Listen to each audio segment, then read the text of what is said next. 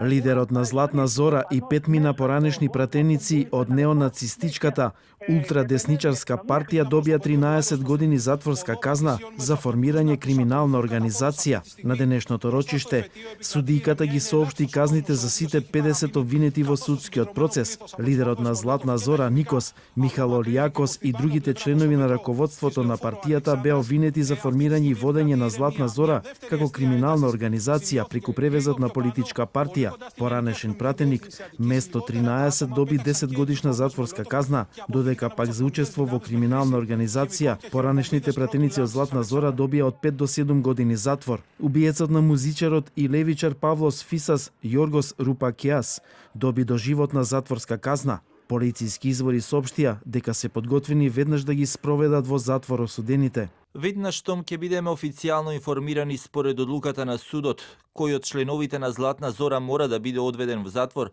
одговорните полициски служби ќе ги спроведат. Полицијата е целосно подготвена и знае каде се наоѓаат тие.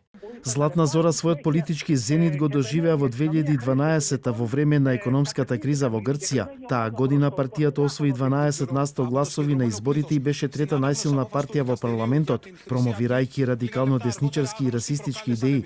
Златна Зора извршуваше криминал со тероризирање на мигранти, ЛГБТ заедницата и левите активисти. На митинзите се поздравуваа со кренати раце и хитлеровски поздрав, што беше земено како доказен материјал. Судскиот процес кој траеше 5,5 години се водеше против 68 членови на Златна Зора. Крајот на Златна Зора почна со убиството на раперот Фисас во 2013, кога тогашната влада покрена постапка против партијата, го оапси лидерот и ги исфрли пратениците од собранието. Паралелно со денешното рочиште, пред судот повторно имаше протести против Златна Зора, организирани од левичарите и други организации.